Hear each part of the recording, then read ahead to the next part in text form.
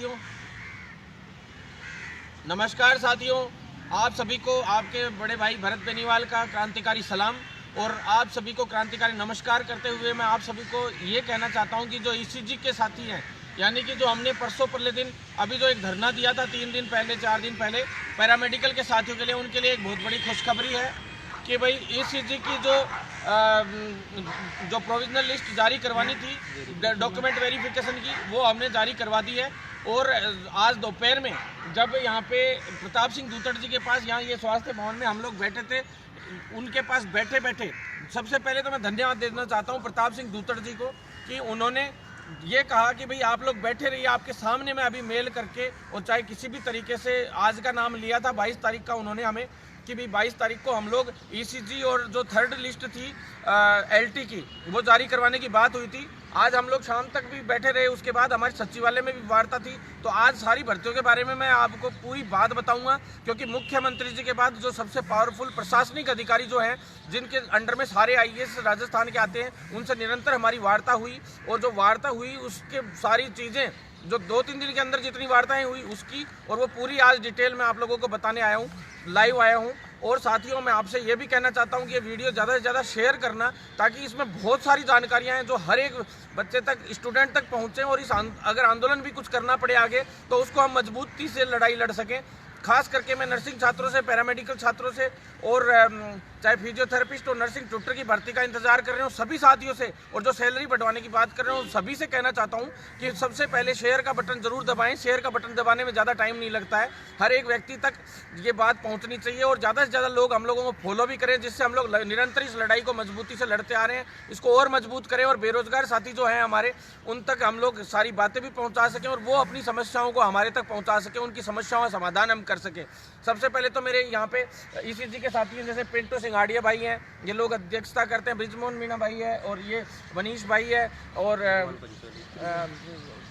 त्रिभुवन जी पंचोली भाई है, आदित्य गौतम भाई है जो पैरामेडिकल से लीडरशिप कर रहे हैं, भवानी कुमावत भाई है, और हमारे लोकेश शर्मा भाई हैं जो एक कृष्ण कुमार भाई हैं जो निरंतर संघर्ष कर रहे हैं। और सभी भाइयों को मैं आप लोगों को ये कहना चाहता हूँ कि आप लोग इसी तरह से साथ बनाए रखें। ये पूरी पैरामेडिकल की टीम है, इन लोगों ने आज हमें बधाई दी, लेकिन बधाई के पात्र तो आप लोग हो कि आज ईसीजी की जो लिस्ट है उसमें पिंटू सिंघाड़िया भाई वगैरह, इन लोगों का संघर्ष निरंतर चलता रहा और सारे साथियों ने हमारा अच्छा साथ दिया।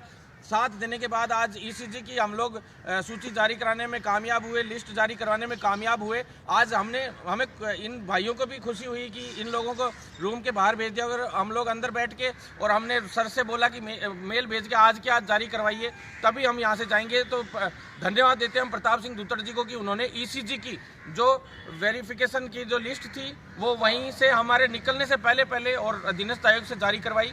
दूसरी बात, हमारी पैरामेडिकल की थर्ड लिस्ट के लिए बात हुई थी, जो आज 22 तारीख लास्ट हमने उनको अल्टीमेटम दिया था कि भाई थर्ड लिस्ट 22 तारीख तक उन्होंने कहा था जारी हो जाएगी। आज जारी हो जानी चाहिए थी अब तक, परंतु किसी कारण से उन्होंने यूँ कहा है कि भाई कोई चुटपुट कारण की वजह से हम लोग, उन्होंने कारण स्पष्ट नहीं बताया, लेकिन कल लास्ट बोला है उन्होंने कि कल तक तो पक्का जारी करवाई देंगे हम लोग। तो भी हमने साफ उनको बोल दिया था कि भाई 25 को हमारा 25 या 26 को यहाँ स्वास्थ्य भवन पे महापड़ाव या घेराव हो सकता है, तो आप तुरंत प्रभाव से इसको काम को कीजिए। आजकल में कोई नहीं, एक दिन और ऊपर लग गया, हम लोग इसके लिए कुछ नहीं कह रहे हैं आपको, लेकिन कल तक नहीं जारी होती है तो एक बहुत बड़े आंदोलन का सामना यहाँ पे स्वास्थ्य भवन पे सरकार को करना पड़ सकता है, विभाग को करना पड़ सकता है। इसलिए आज हम निरंजन आर्य जी से मिले थे, तो निरंजन आर्य जी ने भी फ़ोन कर दिया था आज यहाँ पे कि भाई तुरंत प्रभाव से इनकी प्रोविजनल लिस्टें भी जारी की जाए और इनको जल्द से जल्द ज्वाइनिंग दी जाए। और निरंजन आर्य जी को भी उन्होंने यही कहा है कि 1 से 10 अप्रैल के बीच में इनको हर हाल में ज्वाइनिंग दी जाएगी। लास्ट 15 अप्रैल से पहले सभी साथियों को ज्वाइनिंग तक दे दी जाएगी, एलटी, आरटी और ईसीजी तीनों विभाग जो है, तीनों के लिए। और चौथी बात, जो कैडर बनाने वाले भाई हैं उनके लिए भी एक खुशखबरी है कि कैडर का काम प्रक्रिया दिन चल रहा था, लगभग एंड होने वाली है उसकी प्रोसेस। लगभग जो पैरामेडिकल के जो मेन जो डिप्लोमाज थे जिनके लिए कैडर बनवाना था, तो उसके लिए पॉजिटिव खबर है साथियों। उसके बाद आ जाते हैं मुख्य रूप से जो हमने सारी भर्तियां लिस्ट वाइज, जो मेडिकल की अपने विभाग की पूरे की जो भर्तियां थी उनको लिस्ट वाइज हमने किया था और सारे आज लेटर्स सारे दिए, अभी सारी बातें हुई। निरंजन आर्य जी ने भी और जो अदर अधिकारी थे उनसे भी निरंतर 2-3 दिन से लगातार हमारी वार्ता चल रही थी। सीएचओ के लिए आज नरेश ठकराल जी से हमारी वार्ता हुई, वो भी अभी आपको फोटो भेज दी जाएगी। खुद ऑफिस से बाहर आ गए उन्होंने हमें पूरी चीज़, एक एक चीज़, जो सिद्धार्थ महाजन जी का ऑफिस है उसके सामने की फ़ोटो आ जाएंगी नरेश ठकराल जी के साथ, उनसे सारी बात हो गई। कम्युनिटी हेल्थ ऑफिसर की भर्तियों के लिए मैं आपको बता देना चाहता हूँ, जो साथियों की जो समस्याएं चल रही थी, उन साथियों को मैं एक बार कहना चाहता हूँ कि फिजिकली जो आप लोग अपनी शिकायत है इसको यहाँ तक ज़रूर पहुँचाइए। क्या जो पोर्टल ओपन होने में कितना टाइम लगता है, कितना टाइम नहीं लगता है, उसका अभी तक स्पष्ट नहीं हुआ है। परसों सीएचओ के लिए मैं साफ शब्दों में आपको बता देना चाहता हूँ, परसों तक साथियों, परसों कमेटी का फाइनल डिसीजन है। जो मुद्दे थे, एक तो जाति प्रमाण पत्र वाला कि भाई कई लोगों का जाति प्रमाण पत्र का गड़बड़ हुआ था मामला, दूसरा मूल निवास का, तीसरा जो महिलाएं थी जिनकी शादी हो रखी थी और उनके हस्बैंड के नाम से मूल निवास था और पिता के नाम से मांगा गया था उसका, प्लस जो अदर जो मैटर थे, स्पोर्ट्स से रिलेटेड थे, विकलांगों से रिलेटेड थे, जितने भी मामले थे, करेक्शन के थे, क्रिमिलियर नॉन क्रिमिलियर के, उन सभी मुद्दों पे फाइनली आप देख लीजिए कि उसका परसों कमेटी का डिसीजन आएगा और उस कमेटी के डिसीजन के बाद जो भी उसमें निर्णय होते हैं उसमें सारा काम हो जाएगा। साथियों, अगर उसमें निर्णय में कोई भी नेगेटिविटी आती है तो मैं आप लोगों से एक छोटी सी बात ये कहना चाहता हूँ, जिन्होंने फिजिकली एप्लीकेशन नहीं लगाई है वो भी 2 दिन में लगा दें ढंग से, सभी को पॉजिटिवली उसमें जिन लोगों का जो हो सकता है वो करवाया जाएगा। और उसके बाद भी अगर कोई नहीं होता है तो हम लोग इस भर्ती में, वैसे तो कैविएट लगी हुई है, स्टे तो आ ही नहीं सकता है, लेकिन जिस व्यक्ति की समस्या पर्सनली है उस व्यक्ति की समस्या का समाधान कोर्ट के थ्रू भी करवाने का हम काम करेंगे सभी साथियों का। जो वकील है आप लोगों के, उन वकीलों को आप लोग कर लीजिए, बाई चांस किसी को दिक्कत आती है तो। ये बात मैंने आप लोगों से कही थी। दूसरी बात मैं आप लोगों से कहना चाहता हूँ, और जो अपने अपने डॉक्यूमेंट्स व्हाट्सअप करें, ज़्यादा से ज़्यादा लोग जिनके मुद्दे जो है वो व्हाट्सअप करें अपने मुद्दे, सीएचओ में परिवेदना वाले जो लोग हैं उन लोगों को मैं कहना चाहता हूँ।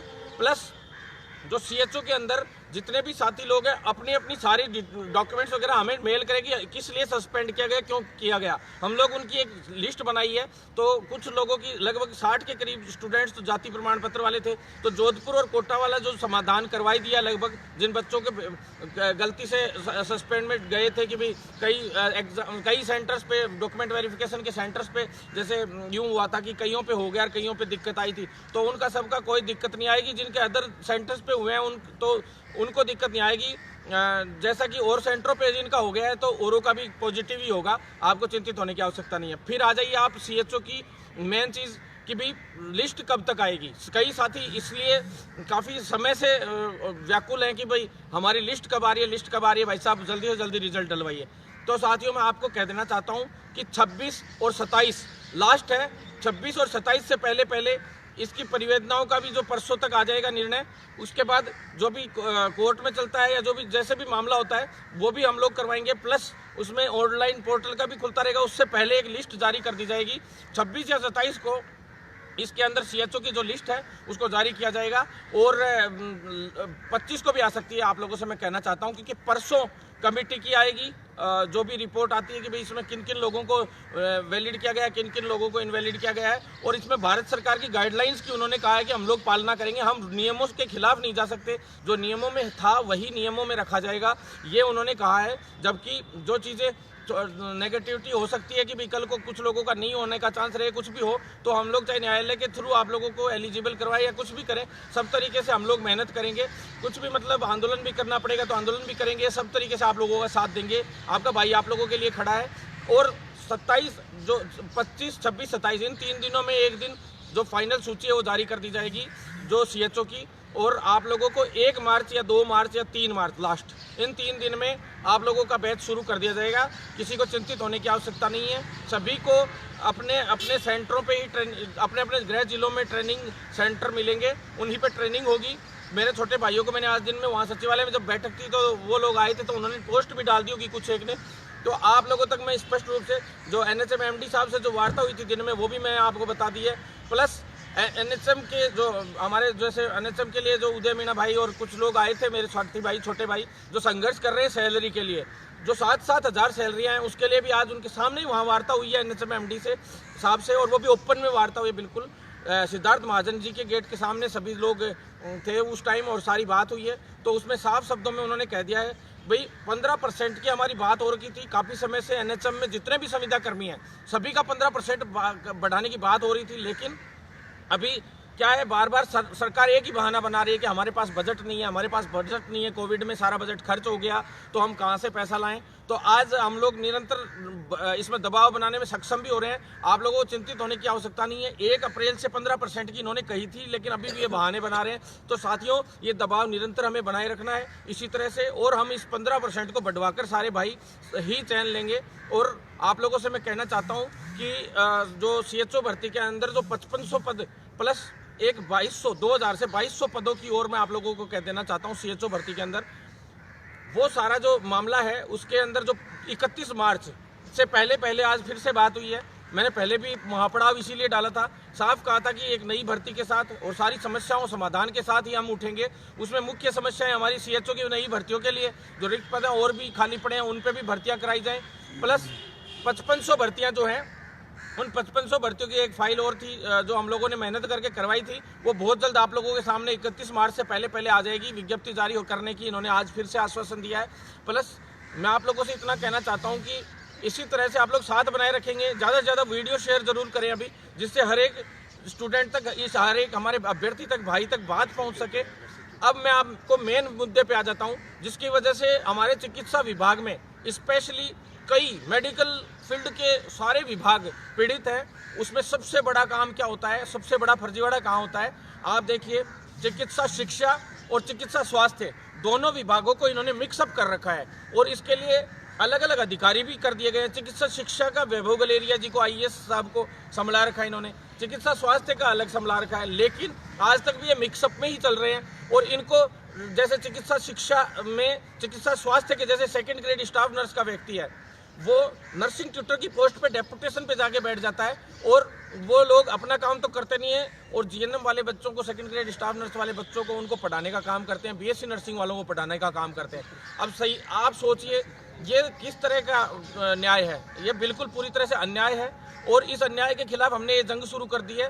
पूरे राजस्थान में जो नई मेडिकल कॉलेजेस खुली, जितने भी कॉलेजेस खुले, उनमें सब में इस चिकित्सा स्वास्थ्य और चिकित्सा शिक्षा के मिक्सअप की वजह से आज ना तो ट्यूटर्स उपलब्ध है, नर्सिंग ट्यूटर उपलब्ध है, ना लेक्चरर, ना प्रोफेसर। ऐसे ही MBBS वाले स्टूडेंट्स के लिए ना प्रोफेसर है, डेपुटेशन पे आके हर कोई बैठ गया है और वो लोग ना पढ़ा पाते हैं ना कुछ और, तो बच्चों की पढ़ाई ढंग से नहीं हो पाती है। तो जितने भी गवर्नमेंट कॉलेजेस हैं, प्लस जितने भी नर्सिंग कॉलेजेस हैं, MBBS कॉलेजेस हैं, पैरामेडिकल कॉलेजेस हैं, फार्मेसी कॉलेजेस, जितने भी, सब के अंदर जो SFS सीटें पूरी तरह से हटाई जाएं, पूरी तरह उनको गवर्नमेंट किया जाए। और जैसे नर्सिंग की कॉलेजेस हैं, तो नर्सिंग की एकमात्र SMS कॉलेज है जिसमें फीस बिल्कुल जीरो के समान लगती है, लेकिन बाकी सब कॉलेजेस में 40-40 हज़ार BSc नर्सिंग की फीस है और ज़्यादा फीस है, 70-70 हज़ार MSc नर्सिंग की फीस है, 75-75 हज़ार। तो इस तरह से काम नहीं चलने वाला है। सरकार इनको SFS सीटों को हटाते हुए इनकी फीस का पूरा समाधान करे, जिससे पूरी तरह से इनकी फीस फ्री होनी चाहिए। क्योंकि गवर्नमेंट का फिर मतलब ही क्या हुआ? एक तो उनके इंटरनल मार्क्स भी गवर्नमेंट कॉलेजेस में कम जाते हैं, उनकी मेरिट भी नहीं बन पाती अच्छी, आगे आप लोग मेरिट में भर्तियां कर देते हो। तो आज मुख्य मांग हमारी एक CS साहब से ये भी थी कि नर्सिंग ट्यूटर की भर्तियां हैं उनको तुरंत प्रभाव से निकाला जाए। तो आज हमें आश्वासन मिला है कि भी नर्सिंग ट्यूटर की लगभग 350 के करीब भर्तियां बहुत जल्द, हमारी 938 भर्तियों की बात हुई थी पहले, लेकिन अब तक फाइनेंस ने सिर्फ 350 भर्तियों को इसमें यस किया है। बाकी भर्तियां अभी ये संज्ञान में डाल रहे हैं और कह रहे हैं कि भाई हम लोग इस नर्सिंग ट्यूटर की 350-60 के समथिंग जो भी भर्तियां आती हैं उन भर्तियों को करेंगे। अभी 346 से 356 के करीब भर्तियां आने की संभावना है। वैसे तो हमने तो ये कहा है कि पोस्ट तो कम से कम 2500 के आसपास खाली हैं, क्योंकि जितने 28 मेडिकल कॉलेजेस हैं उसके बावजूद इसमें nursing tutor, professor, assistant professor, इन सब की भर्तियां आनी चाहिए। वो RUHS जो मेडिकल यूनिवर्सिटी उसमें भी नर्सिंग कॉलेज है, तो उसके अंदर भी अभी डेपुटेशन पे पदों पे भर्तियां कर रखी हैं, प्रिंसिपल तक उसमें फर्जीवाड़े से डेपुटेशन पे बिठा रखे हैं। तो मतलब इस तरह से ये गलत है। इसके लिए प्रिंसिपल की पोस्ट सभी कॉलेजों में, वाइस प्रिंसिपल की पोस्ट, प्रोफेसर की पोस्ट, एसोसिएट प्रोफेसर की पोस्ट, नर्सिंग ट्यूटर की पोस्ट, सभी की पोस्ट आनी चाहिए। और जितने भी मेडिकल कॉलेजेस हैं उनमें संविदा पे जो आप लोग कॉन्ट्रैक्ट पे, UTP पे जो नर्सेज को ले रहे हो वो बंद करके और इनको स्थायी भर्तियों के रूप में लिया जाए। तो स्थायी भर्तियां नहीं निकाले तो स्थायी भर्तियों के लिए भी हमारी बात हुई है। 4500 के करीब एक फाइल हमने जो पहले मेहनत करके चलवाई थी स्थायी रूप से, 2-3 महीने हो गए उसमें लगे हुए काम में, तो उस 4500 की भर्ती को प्लस एक 2100 कुछ भर्तियां दोनों जोड़ के मेडिकल कॉलेजेस और जो NHM वगैरह इनका जो CSC PSC सभी विभागों को जोड़ के जो रिक्त पद थे उनकी लगभग 4500 और 2100 के लगभग हो गई। तो लगभग आप मान लीजिए 6,500-7 हज़ार वैकेंसियाँ कम से कम हम लोग लाने का काम करेंगे, वो भी लिखित परीक्षा से, और स्थायी भर्तियां लेके आएंगे अगर आप लोगों का साथ रहेगा तो। कल से हम लोग इसके लिए महाअभियान चला रहे हैं पूरे राजस्थान में। प्रत्येक गुजर की थड़ी होता है राजस्थान में, जगह जगह प्रदर्शन शुरू हो जाएंगे कल से इन चीज़ों के लिए, जो भर्तियां हैं उनके लिए। तो उसमें सबसे मुख्य मांग है सेकंड ग्रेड स्टाफ नर्स की भर्तियां, जो नर्सिंग ऑफिसर पदनाम, क्या पता ये कर्मचारी संघ वाले कब करवाएंगे। एक छोटा सा इनको काम दे रखा था, नर्सिंग ऑफिसर पदनाम नहीं करवा पाए आज तक। हमें लग रहा है हमें ही लेना पड़ेगा ये भी मामला, 1-2 दिन में इसका भी कुछ करेंगे। तो नर्सिंग ऑफिसर की भर्तियां जो है वो जल्द से जल्द निकाले और सरकार इनको संज्ञान में लेते हुए मजबूती से काम करे, अन्यथा बड़ा आंदोलन इनको सामना करना पड़ेगा। अभी जैसे आंदोलन चल रहे हैं बेरोजगारों के, तो उस तरह के राजनीतिक आंदोलन हमारे नहीं होते, आपको पता है। हमारा होगा तो बहुत जबरदस्त महापड़ाव होगा और खतरनाक महापड़ाव होगा, और ऐसा महापड़ाव किसी ने देखा नहीं होगा, क्योंकि हमारी रैलियां जब 20-20 हज़ार स्टूडेंट्स की होती है, आपको पता है हमारा सिस्टम सब सरकारों को पता है, और हम भूचाल लाते हैं तो बहुत खतरनाक भूचाल लाते हैं, और सारे अधिकारियों को भी पता है, इसीलिए अधिकारी हमारे शक्ल देख के काम करते हैं। और आज मैं सबसे मेन बात आप लोगों को कह देना चाहता हूं कि जो ट्यूटर की, नर्सिंग ट्यूटर की भर्तियों के लिए बता दी मैंने, 350 के करीब ला रहा हूं, और वो रिटर्न एग्जाम से करवाने का है, और उसमें बोनस अंक जरूर मिलेंगे जो संविदा पे अगर जो नर्सिंग ट्यूटर्स हैं उनके लिए। प्लस 46 पोस्ट हैं, जो 46 पोस्ट है उसमें professor, assistant professor, nursing tutor, principal सारी मिला के RUHS की वो भी उसमें जुड़वा रहे हैं। तो वो करवा के पूरी वैकेंसी अब लगभग कितनी बनती है, 1-2 दिन में मैं पूरी इन्फॉर्मेशन के साथ आप लोगों के सामने आऊँगा। और आप लोग नर्सिंग ट्यूटर की जो छात्र तैयारी करना चाहते हैं BSc नर्सिंग पास आउट होकर, और जो असिस्टेंट प्रोफेसर वाले MSc नर्सिंग के पास, तो वो सभी अपनी तैयारियाँ शुरू कर दें बहुत जल्द। उनके लिए बहुत अच्छी खुशखबरी हम लेके आएंगे। निरंतर हमारा संघर्ष जारी है। Plus second grade staff nurse वाली मैंने बता दी कितनी भर्तियां लेके आ रहे हैं, और उसके बाद आप लोगों को लगभग 6700-6800 के करीब लिखित परीक्षा से भर्तियां लाने की बात है। और प्लस CHO की 5500 से 5500 तो आनी है, उसमें 2100-2200 और जुड़वाने की बात है। तो 2000 तो कम से कम जुड़वाएं उनमें, तो 7-7.5 हज़ार वैकेंसियाँ लाने की कोशिश करेंगे। लेकिन 5500 के करीब तो कन्फर्म हम लोग इस बार लेके आएंगे। हर हाल में आप लोग तैयारी करें, 31 मार्च से पहले हम इसके लिए विज्ञप्ति जारी कराएंगे, और कोशिश करेंगे कि 1 जुलाई से बैच शुरू करवा दें, ये बैच खत्म हो और उनका चालू हो जाए। 1 जुलाई नहीं तो 1 सितंबर तक चालू करवा देंगे ये बैच खत्म होते ही। और साथियों, जो पैरामेडिकल के साथी हैं उन लोगों को भी मैं खुशखबरी देना चाहता हूं, बहुत जल्द आप लोगों की प्रोविजनल सूची जारी होगी। आप लोगों को चिंतित होने की आवश्यकता नहीं है। फार्मासिस्ट भर्ती के लिए जो साथी मेरे जो बार बार मेरे पास आ रहे हैं और मेरे को बोला था उन्होंने, तो मैं उन लोगों के लिए कह देना चाहता हूं कि आज हमारी CS साहब से बात हुई, सारे पॉइंट टू पॉइंट बात हुई है एक, और आप लोगों को चिंतित होने की आवश्यकता नहीं है। लेकिन फार्मासिस्ट साथियों को साथ देना पड़ेगा। फार्मासिस्ट भर्ती को लिखित परीक्षा से कराने का हमें आज आश्वासन मिल गया है, लेकिन आप लोगों को साथ देना पड़ेगा। लिखित परीक्षा से तो भर्ती हो जाएगी, लेकिन ये भर्ती होगी कब, इसका जल्दी से जल्दी होना बहुत जरूरी है। हमें आज बात हुई है हमारी सरकार से, तो बजट सत्र में उन्होंने कहा है कि भाई इस बजट सत्र में हम लोग विधानसभा खत्म होते होते और हम लोग इन लोगों की डेट जारी कर देंगे, उससे पहले कभी भी जारी कर देंगे, और वो भी लिखित परीक्षा से होगी। तो फार्मासिस्ट साथियों को बिल्कुल चिंतित होने की आवश्यकता नहीं है। मैंने जब पहले बोला था आप लोगों को कि भाई आप लोगों की भर्तियां मेरिट से होने की संभावनाएं हो रही हैं, प्लस आप लोगों की दिक्कत आने वाली है इसमें भर्तियों में, और रुकेंगी बार बार, मैंने कहा था बार बार रुकेगी, और अभी भी रोकने का प्रयास हो रहा है। लेकिन आप लोगों को चिंतित होने की आवश्यकता नहीं है। बात हो गई है हमारी CS साहब से, उन्होंने बात भी कर ली है, मेल भी उन्होंने भेज दिया है यहाँ पे मुकुल शर्मा जी के पास। अभी स्वास्थ्य भवन ही हम लोग यहाँ पे, और आप लोगों को सारे आज बहुत बड़ा काम हुआ है, मान लो सारे पॉइंट टू पॉइंट, आज ही नहीं, मैन तो परसों परले दिन भी हुआ था, काफ़ी कुछ हम लोग अधिकारियों से मिले थे। सारी इन्फॉर्मेशन एक साथ में आपसे शेयर कर रहा हूँ साथियों। और आपसे एक निवेदन है कि ज़्यादा से ज़्यादा लोग वीडियो ज़्यादा से ज़्यादा शेयर करें, हर एक व्यक्ति तक एक इन्फॉर्मेशन पहुंचनी चाहिए साथियों। और जैसा कि पैरामेडिकल वाले साथियों को कहा था कि पूरी बात करेंगे, ECG वाली करवाई दी है और ये भी कल तक हो जाएगी हम लोग, और तैयार रहें आप लोग 26-27 तारीख तक के लिए कि प्रदर्शन या स्वास्थ्य भवन पे हमारे को आक्रमण करना पड़ सकता है, किस वजह से करना पड़ सकता है वो भी आपको पता है। सारे पैरामेडिकल वाले साथी भी तैयार रहें, नर्सिंग वाले साथी भी तैयार रहें, बाकी अदर्स जो साथी हैं सारे वो भी तैयार रहें। और कोई साथियों आप लोगों से PHN और जो नर्सिंग ट्यूटर वाले हैं उनके लिए स्पेशली खुशखबरी दे दी है मैंने आपको।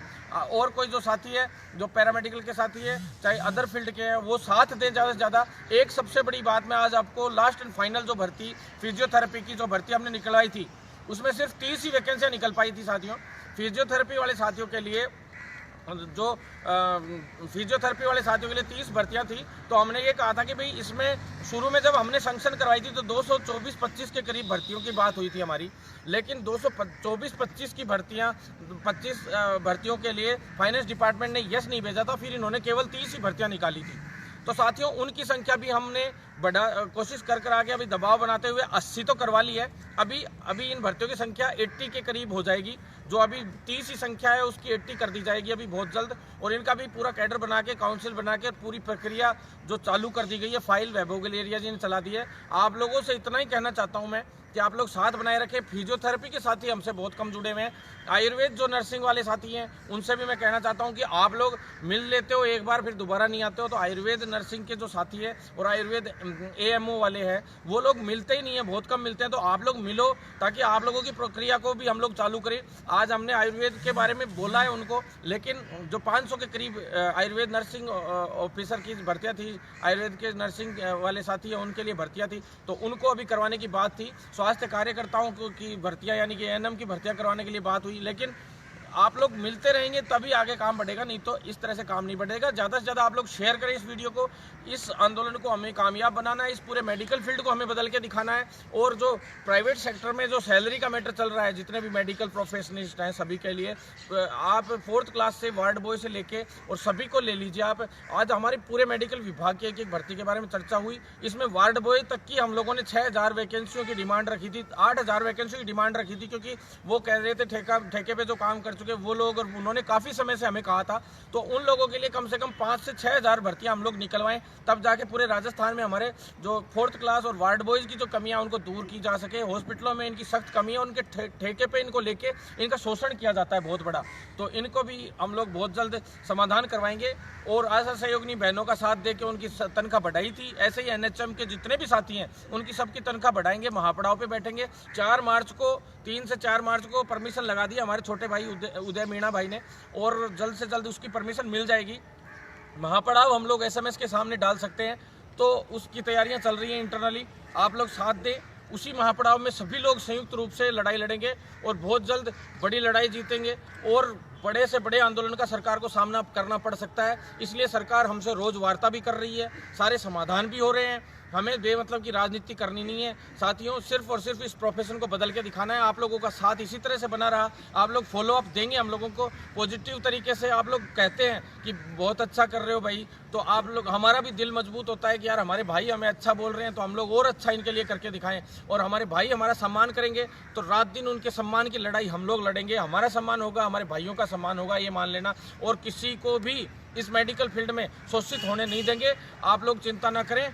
इसके बाद अगला वीडियो आएगा जो वो भी कुछ एक वैकेंसियों पे आएगा, प्लस जो बोनस अंक और जो छात्र पढ़ाई नहीं हो पाई, जिन लोगों की, जिनको सेशन नहीं चल पाए, कॉलेजेस नहीं चल पाए, उनके लिए भी आएगा। तो साथियों आप लोगों से निवेदन है कि ज़्यादा से ज़्यादा साथी साथ दे। CHO की 25, 26 या 27 को सूची जारी कर दी जाएगी। फाइनल लिस्ट पैरामेडिकल की कल सुबह कर दी जाएगी, कल शाम तक कर दी जाएगी, सॉरी लास्ट, नहीं तो वैसे भी 25 या 26 को तो हमें अटैक करना ही है बहुत बड़ा, सीधा स्वास्थ्य भवन पे ही होगा। इस बार हम अल्टीमेटम था वो दे दिया हमने, अगर प्रक्रिया चालू नहीं रखी इन्होंने, प्रक्रिया चालू रख रखी है, प्रक्रिया चालू है, इसीलिए आज ECG का काम हो गया। यहीं बैठे बैठे रूम में बैठे बैठे अब आज मैंने आधे घंटे रूम में बैठा रहा, और जब तक नहीं गए, जब तक ECG की जारी नहीं होगी। और यही अब LT और RT के लिए होने वाला है, LT की फाइनल लिस्ट आने वाली है। सारे साथियों को मैं इतना ही कहना चाहता हूँ, ज़्यादा से ज़्यादा भाई लोग शेयर करें वीडियो को, और आप लोगों से निवेदन है कि इसी तरह से साथ बनाए रखें। आपका भाई इसी तरह से आप लोगों के लिए लड़ता रहेगा। इनकलाब जिंदाबाद।